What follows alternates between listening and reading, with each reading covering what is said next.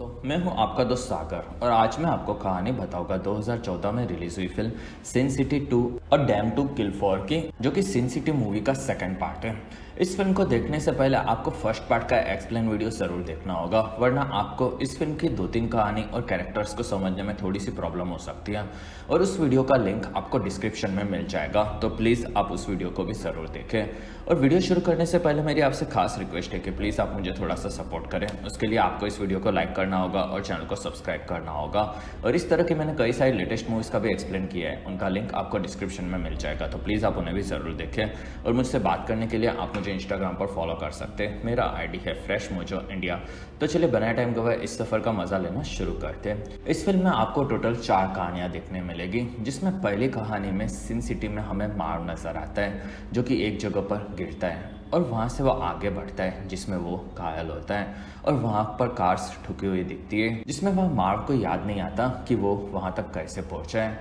जिसमें उसे वहाँ एक लाश भी मिलती है और फिर वो उसके बारे में भी याद करता है, लेकिन उसे कुछ भी याद नहीं आता और वो शहर के गुंडों से भरे हुए एक इलाके में होता है और वहाँ वो सभी चीज़ों को पहले से याद करता है, जिसमें वो कैडिस के क्लब में होता है और वहाँ आज नैन्सी नाच रही थी और वहाँ मार्व का मूड भी आज काफ़ी ख़राब था और इसी वजह से वो क्लब से बाहर आकर दारू पी रहा था और वहीं पर कुछ लड़के लोगों को जला रहे होते हैं और वहाँ मार्व आगे बढ़ता है और उन लोगों को ये काम छोड़ देने कहता है। और तब एक लड़का मार्व को बंदूक से डराता है और वो उसे भड़वा बुलाता है और वहाँ मार्व भड़क जाता है और तब वो लोग वहाँ से भागते हैं और फिर मार्व उन लोगों की कार में उनका पीछा करता है और फिर वो एक पुलिस वालों की गाड़ी में बैठकर उन्हें बाहर फेंक कर उन लोगों के पीछे जाता है, जिसमें वो लोग काफ़ी ज़्यादा भागते हैं और फिर मार्व को पूरी चीज़ याद आ जाती है और तब वो उन गाड़ियों को जलाकर शहर में गुंडों वाले एरिया में आगे बढ़ता है। असल में वो मार्व का ही इलाका होता है, जिसमें वो लड़के ऊपर से मार्व को मारने वाले होते हैं और वहीं पर तीर मार्व पर गिरते हैं, जिसमें मार्व हाय बोलता है और वहाँ सारे लड़कों को तीर लगते हैं और फिर मार्व ऊपर उनके पास आता है और वो उन लोगों को लटकवा देता है और फिर एक लड़के को वो पकड़ता है, जिसमें वो माफ़ी मांगता है और वह मार्व अपना चाकू लेकर उसे काट देता है और फिर मार्व आगे बढ़ता है और इसी के साथ इस फिल्म की शुरुआत होती है। फिल्म की दूसरी कहानी द लॉन्ग बैड नाइट है, जिसमें शहर का मेयर रॉक नजर आता है, जो कि जुए खेलने का शौकीन होता है और फिर वो अपने क्लब में अपनी गेम शुरू करता है। दूसरी तरफ शहर के बाहर हमें जॉनी नाम का एक नया गैम्बलर नजर आता है, जो कि शहर पर राज करने आया होता है और वो शहर में आगे बढ़ता है और फिर जॉनी कैडिस के क्लब में आता है, जिसमें वहाँ पर काफ़ी हरी भरी लड़कियाँ होती हैं, जिसमें जॉनी के पास मैर्सी नाम की एक वेट्रेस आती है और वहाँ जॉनी उसे इम्प्रेस करता है और फिर वो उसे लेकर स्लॉट मशीन्स के पास आता है और वहाँ वो मार्सी को एक कॉइन पर किस करने कहता है और उस कॉइन से वो गेम खेलता है, जिसमें वो काफ़ी सारे पैसे जीत जाता है और वहाँ से वो दूसरे मशीन के पास आता है और फिर से वो स्लॉट लगाता है, जिसमें वो फिर से पैसे जीत जाता है और तब मार्सी काफ़ी खुश होती है और फिर रॉड के अंदर रूम में जॉनी आ जाता है, जिसमें रॉड का आदमी बताता है कि जॉनी काफ़ी पेशेवर जवारी है और वहाँ रॉड उसे आगे बढ़ने कहता है, जिसमें वहाँ जॉनी बताता है कि वो मार्सी को अपने साथ लाया है क्योंकि वो उसका लेडी लक है और फिर वहाँ जॉनी पत्ते लेता है, जिसमें वो पत्ते पीसने में काफ़ी एक्सपर्ट होता है और फिर वहाँ पर वो पत्ते पीसता है और गेम शुरू होती है, जिसमें सब लोग पैसे लगाते हैं और वहाँ अंत में सिर्फ रॉक और जॉनी रहते हैं, जिसमें दोनों पत्ते देखते हैं और वहाँ जॉनी जीत जाता है। और वहीं पर क्लब में दूसरी तरफ से नैन्सी नज़र आती है, जो कि उस क्लब में नाचने का काम करती है और वो क्लब का मालिक असल में रॉक ही होता है। असल में नैन्सी का पूरा कहानी आपको फर्स्ट पार्ट में देखने मिलेगा और वो यहाँ तक कैसे पहुँची ये जानने के लिए आपको वो देखना होगा। और यहाँ पर नैन्सी रॉक को मारना चाहती है और फिर जॉनी और रॉक खेल रहे होते हैं, जिसमें दोनों अंत में बचे होते हैं और वहाँ दोनों अपने पूरे पैसे लगाते हैं, जिसमें वहाँ रॉक हंसता है और वो अपने पत्ते दिखाता है, जिसमें जॉनी अपने पत्ते दिखाता है और वो सारे पैसे जीत जाता है और वहाँ से वो पैसे लेकर क्लब से निकलता है, जिसमें ऑफिसर उसे अब संभल कर रहने कहता है, जिसमें जॉनी हाँ बोलकर मैर्सी के साथ वहाँ से निकल जाता है और फिर दोनों क्लब के बाहर आते हैं और वहाँ मार्सी को जॉनी बताता है कि वो लोग आज जीते हुए सारे पैसे उड़ा देंगे और फिर दोनों वहाँ से आगे बढ़ते हैं और फिर क्लब में नैन्सी नाच रही होती है और वहाँ सभी लोग उसे देख रहे होते हैं, जिसमें रॉक वहीं पर आता है और वहाँ नैन्सी उस पर निशाना लगाती है, लेकिन वो उसे मार नहीं पाती है और इस चीज़ से वो काफ़ी दुखी होती है और तब वो वहाँ से दारू पीते पीते नशे में नाचने लगती है। और फिर एक ही रात में जॉनी और मैर्सी काफ़ी सारे पैसे उड़ा देते हैं और वहाँ से दोनों एक क्लब में पैसे देकर निकलते हैं, जिसमें वहाँ जॉनी के पीछे उसे दो लोगों के आने की आवाज़ आती है। तब वो मार्सी को एक जगह पर रुकाता है और वहाँ वो दोनों से बात करता है और फिर दोनों को काफ़ी ज़्यादा मारता है और वहीं पर एक कार आती है और तब जॉनी मार्सी को अपने रूम का एड्रेस देकर उसे वहाँ पर इंतज़ार करने कहता है और फिर जॉनी उस कार में बैठ जाता है, जिसमें उस कार में रॉक अपने लोगों के साथ होता है और वहाँ रॉक बोलता है कि जॉनी ने उसकी बेइज्जती की है, जिसमें उसे अब तड़पाने में उसे काफ़ी मज़ा आएगा। और फिर वहाँ उसके लोग जॉनी को मारते हैं और वहाँ से वो लोग जॉनी की उंगलियों को तोड़ देते हैं, जिसमें रॉक के सामने अभी कोई खड़ा नहीं होगा ये वो बोलता है और वहाँ जॉनी उसे मार देगा ये बोलता है और तब रॉक हंसता है और फिर वो उसे कार से बाहर फिकवा देता है और वहाँ रॉक उसके पास आता है और अब वो उसे और भी ज़्यादा तड़पाएगा ये बताता है, जिसमें वो जॉनी को अपना बेटा बुलाता है। असल में जॉनी रॉक के रंगीली रातों का नतीजा होता है और वहाँ रॉक बताता है कि उसका एक ही बेटा है और वो कभी भी जॉनी को अपना बेटा नहीं मानेगा और फिर वो जॉनी को एक गोली मारता है और वहाँ से निकल जाता है, जिसमें जॉनी एक ना एक दिन उसकी ज़रूर लेकर रहेगा ये बताता है। और फिर फिल्म का तीसरा कहानी और डैम टू किल 4 शुरू होता है, जिसमें हमें इस बार ट्वाइट का कहानी देखने मिलेगा, जिसे हमने फर्स्ट पार्ट में देखा था। और इस बार ट्वाइट एक होटल के ऊपर होता है, जिसमें वहाँ से वो एक कमरे में नज़र रखता है और वहाँ पर एक आदमी अपने रखेल के साथ आता है, जिसमें वो अब अपनी पत्नी को धोखा नहीं देगा ये बोलता है, जिसमें वो रखेल उसे अपनी बातों में फंसाती है और वो उसकी काफ़ी तारीफ करती है और वो अपने कपड़े निकालती है, जिसमें वो आदमी खुश हो जाता है और फिर वो अपनी रखेल को काफ़ी मज़े देता है और ये पूरी चीज़ कि ड्वाइट काफ़ी तस्वीरें निकालता है और वहाँ रखेल उस आदमी की तारीफ में लगी होती है, जिसमें वो आदमी अब उसका किस्सा ख़त्म करेगा ये बोलता है और वो उसकी गन निकालता है, जिसमें वो उसे मारने वाला होता है और ऊपर से ड्वाइट नीचे कूद पड़ता है और वो उस आदमी को पकड़कर काफ़ी ज़्यादा मारता है और फिर वो लड़की ड्वाइट को अपने घर छोड़ देने कहती है, जिसमें वो दोनों उस आदमी को बांधते हैं और वहाँ से दोनों निकलते हैं और फिर दोनों सिन सिटी में ओल्ड टाउन में आते हैं, जिसमें वो लड़की वहाँ से निकल जाती है और इस जगह से ड्वाइट की पुरानी यादें जुड़ी होती है, जिससे वो काफ़ी दुखी होता है और फिर वो उस आदमी की तस्वीरें उसकी पत्नी को देता है, जिसमें उसे इस काम से काफ़ी ज़्यादा फ़ायदा होता है और फिर ड्वाइट वहाँ से निकलता है, जिसमें रास्ते में ड्वाइट काफ़ी भड़का हुआ होता है और वो अपनी गर्लफ्रेंड एवा को याद करता है और फिर वो घर पर आता है, जिसमें वहाँ उसे एवा का फ़ोन आता है और वो ड्वाइट को मिलने बुलाती है, जिसमें ड्वाइट इस बारे में काफ़ी कंफ्यूज होता है। कुछ देर के बाद वो केडिस में मिलने वाले होते हैं और वहाँ ड्वाइट काफ़ी जल्दी पहुँच जाता है, जिसमें ड्वाइट बताता है कि ड्वाइट और एवा पहले साथ में थे, जिसमें एवा को हमेशा से हाई क्लास चीज़ें चाहिए होती थी और इसी वजह से वो किसी ना किसी को लूट भी लेती थी और फिर वहाँ ड्वाइट उसका इंतज़ार करता है और वहीं पर एवा आ जाती है, जिसमें वो ड्वाइट को काफ़ी खूबसूरत लगती है और वहाँ एवा ड्वाइट के पास आकर उससे मिलती है, जिसमें दोनों कई वक्त से मिले नहीं होते और फिर वहाँ एवा ड्वाइट को बताती है कि वो उसे काफ़ी याद करती है, जिसमें ड्वाइट को उसे क्या काम है ये वो पूछता है और वहाँ एवा को उसकी परवाह है ये वो बताती है, जिसमें वहाँ एवा ड्वाइट को उसे माफ़ कर देने कहती है, जिसमें ड्वाइट ने उसे माफ़ कर दिया ये वो बोलता है और वहाँ एवा बताती है कि वो अभी भी उससे प्यार करती है, जिसमें ड्वाइट उसे दूर रहने कहता है और वहीं पर एवा उसे किस करती है, जिसमें ड्वाइट उसे छोड़ देता है और वहाँ एवा बताती है कि उसका पति उसे काफ़ी ज़्यादा मारता है और वहीं पर एवा को लेने उसका गार्ड मैन्यूट आ जाता है। तब वहाँ ड्वाइट उससे बात करता है, जिसमें एवा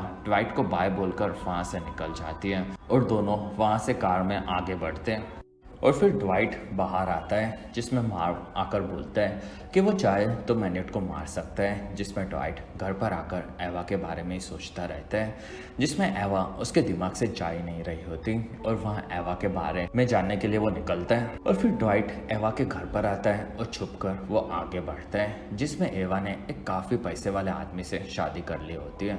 और फिर ड्वाइट छत पर आकर एवा को दिखता है, जिसमें वो काफ़ी ज़्यादा खुश दिखती है और वो स्विमिंग कर रही रही होती है और वो कोई भी एंगल से दुखी नहीं दिखती, जिसमें ड्वाइट उसकी तस्वीरें निकालता है और वहीं पर उसके गार्ड्स ड्वाइट को पकड़ लेते हैं और वो लोग उसे मैन्यूट के पास लाते हैं, जिसमें एवा आती है और वो ड्वाइट से माफ़ी मांगकर निकल जाती है। और फिर मैन्यूट ड्वाइट को काफ़ी ज़्यादा मारता है, जिसमें वो काफ़ी शक्तिशाली होता है और वो ड्वाइट की हालत ख़राब कर देता है। और फिर वो लोग ड्वाइट को उसके घर के बाहर ही फेंक देते हैं, जिसमें ड्वाइट काफ़ी घायल होता है और वहाँ उसे उसकी कार भी दिखती है, जिसमें वो वहाँ पर कैसे है ये चीज़ उसे नहीं समझती। और फिर वहाँ से ड्वाइट घर पर आता है, जिसमें उसे वहाँ एवा बिना कपड़ों के दिखती है और वहाँ ड्वाइट उसे जाने कहता है। तब एवा उसे खुद से प्यार करने कहती है, जिसमें ड्वाइट इस चीज़ के लिए तैयार नहीं होता और तब एवा ड्वाइट को उससे नफरत करने कहती है और वहीं पर ड्वाइट उसे पकड़कर किस करता है। वहाँ एवा ड्वाइट को खुश करने में लग जाती है, जिसमें दोनों काफ़ी ज़्यादा मचाते हैं और फिर ड्वाइट अब फिर से एवा के वश में हो चुका होता है। कुछ देर बाद एवा मैन्यूट के बारे में बोलती है कि वो उसे काफ़ी ज़्यादा मारता है और ये उससे उसका पति करवाता है, जिसमें ड्वाइट उसे आज़ाद कर देगा ये बोलता है। और वहीं पर मैन्यूट आ जाता है और वो एवा को अपने साथ आने कहता है, जिसमें ड्वाइट आकर मैन्यूट को मारता है,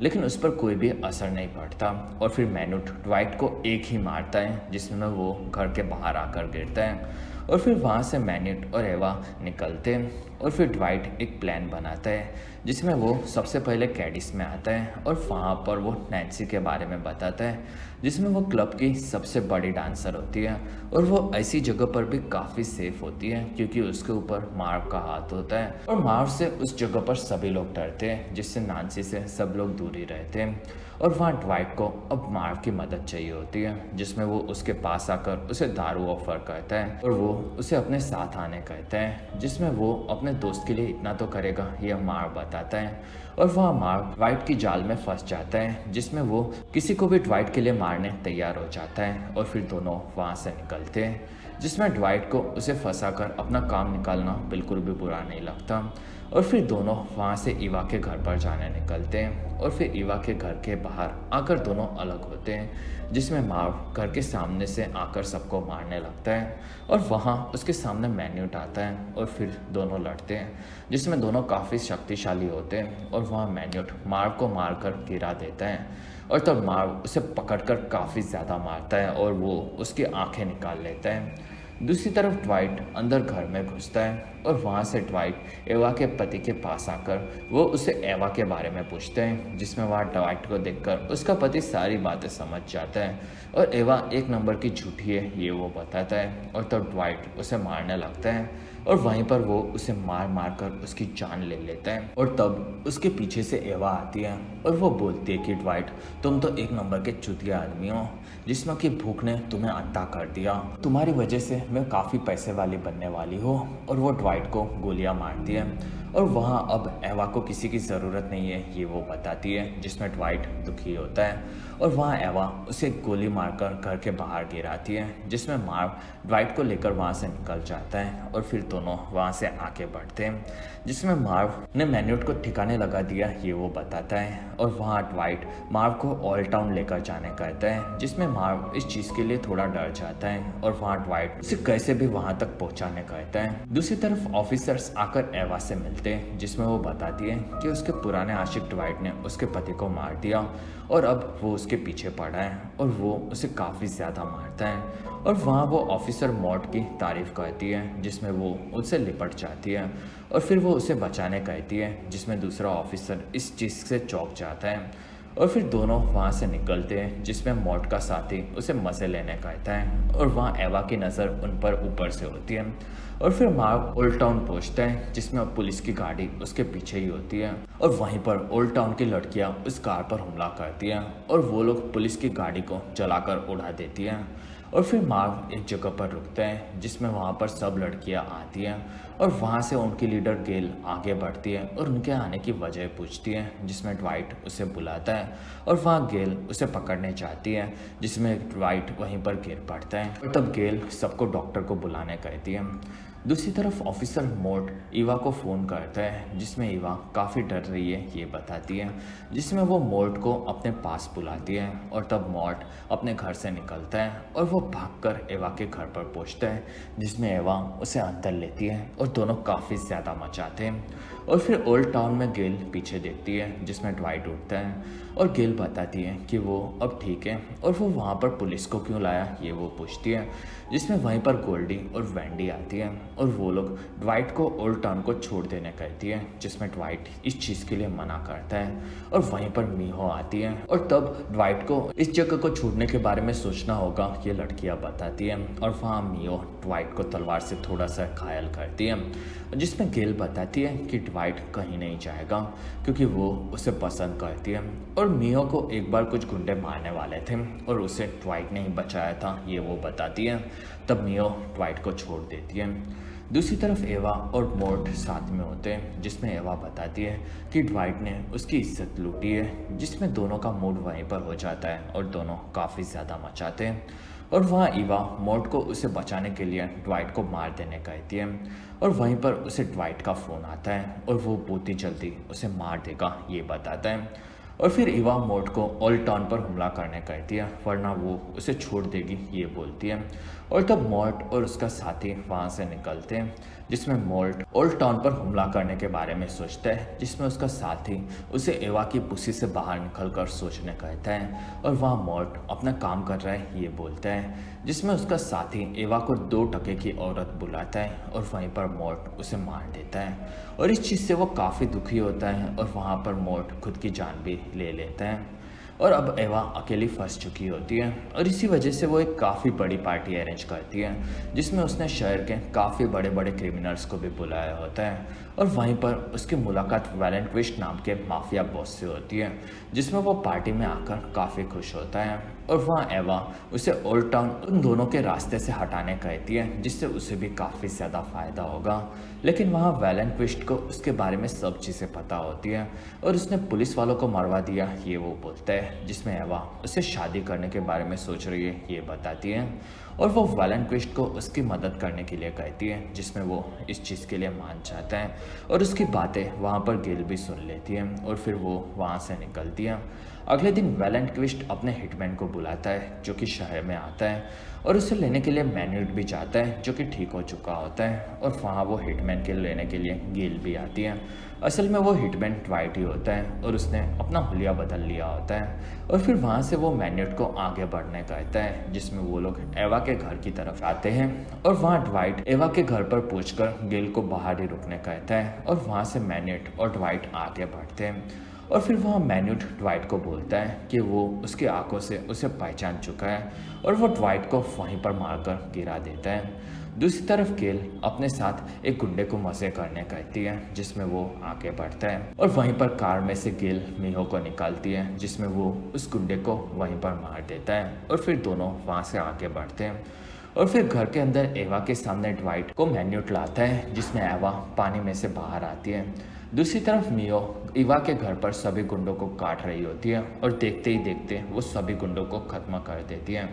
और फिर एवा ड्वाइट के पास आती है, जिसमें वो उसे अपने साथ रहने कहती है और वहाँ ड्वाइट इस बार पिघलने नहीं वाला होता और तब एवा उसे पकड़ लेती है।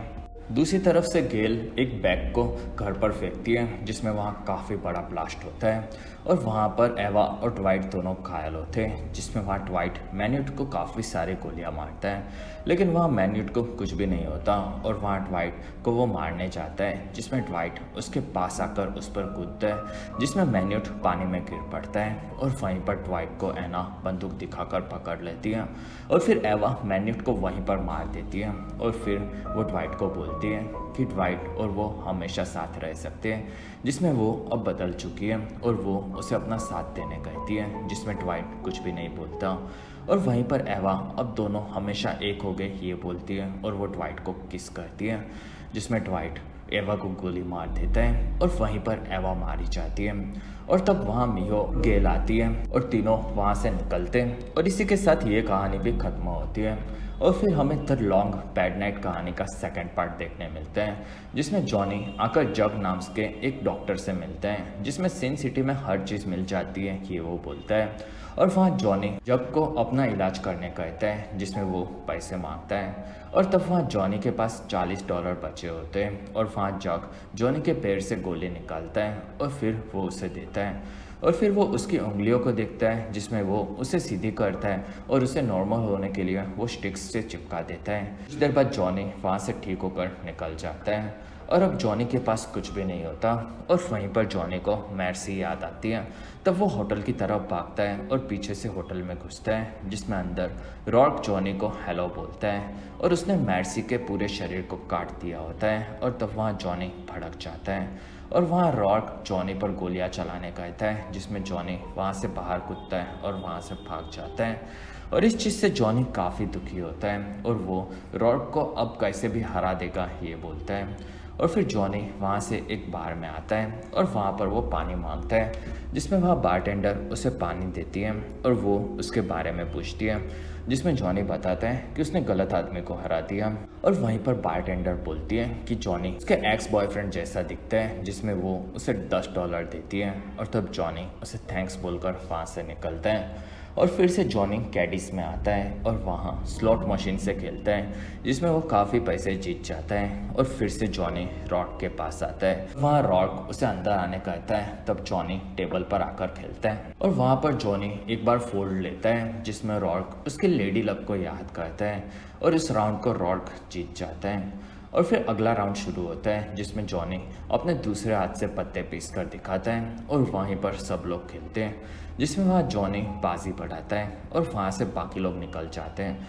और फिर वहाँ रॉक भी पैसे लगाता है और वहाँ जॉनी अपने सारे पैसे लगा देता है जिसमें रॉक अपने पत्ते दिखाता है जिसमें जॉनी के पास 4 इक्के होते हैं और वो जीत जाता है और वहाँ पर वो रॉक को 2 बार हरा चुका है जिसमें उसके सभी साथी पूरी दुनिया के सामने उसका मजाक उड़ाएंगे ये जॉनी बोलता है। और वहीं पर रॉक जॉनी को गोली मार देता है और उसे उसकी माँ के पास जाने कहता है और फिर रॉक के आदमी उसे वहाँ से लेकर निकलते हैं और ये कहानी भी खत्म होती है। और फिर फिल्म की चौथी और आखिरी कहानी नैन्सीज लास्ट डांस शुरू होती है जिसमें ऑफिसर जॉन हार्टिगन की मौत को 4 साल हो चुके होते हैं और नैन्सी अभी भी उस की कब्र पर आकर उसे याद करती है जिसमें उसने नैन्सी को झूठ बोलकर बचाया था